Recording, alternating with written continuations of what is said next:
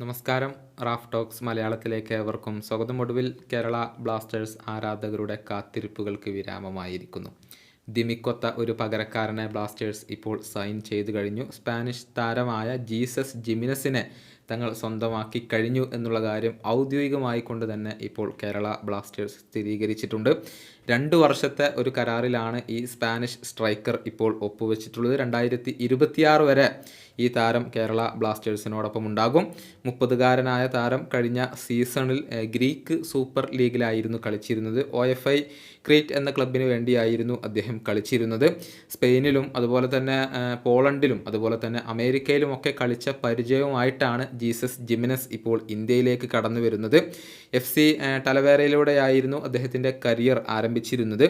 അവർക്ക് വേണ്ടി ആകെ 68 മത്സരങ്ങൾ കളിച്ച താരം 36 ഗോളുകൾ നേടിയിട്ടുണ്ട്.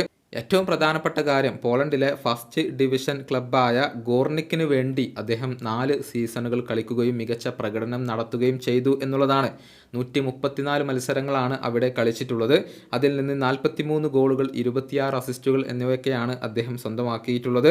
യൂറോപ്പ ലീഗിൽ കളിച്ചിട്ടുള്ള ഒരു താരം കൂടിയാണ് ഇദ്ദേഹം.